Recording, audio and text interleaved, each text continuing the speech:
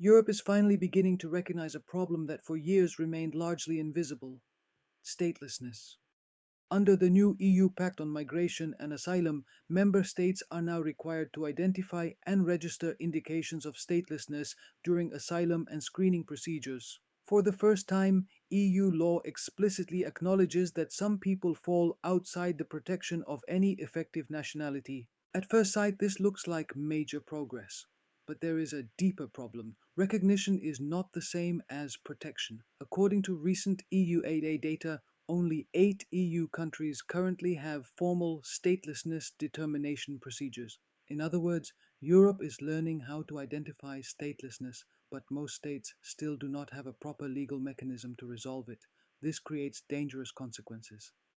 A person may be officially recorded as having unclear nationality and still remain trapped for years without secure residence, without documents, without access to nationality, and sometimes even at risk of detention or removal.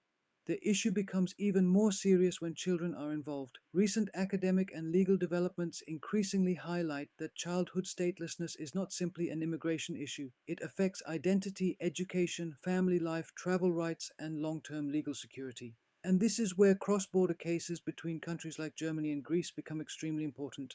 In many situations, one state waits for the other to act first. Germany may request clarification from Greece. Greece may require documents or procedures that are difficult to complete from abroad.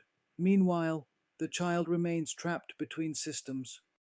Legally, each authority may claim that it is following the rules, but collectively, the system fails. Recent developments before the Court of Justice of the European Union and the European Court of Human Rights also show an important trend. Courts are increasingly examining procedural fairness, proportionality, family life, and the real practical consequences of nationality decisions. The central legal question is therefore changing.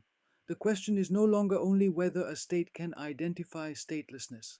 The real question is whether Europe is prepared to create effective legal pathways out of statelessness.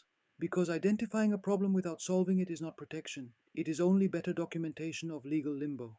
For more information, read the full article at law-clinic.eu.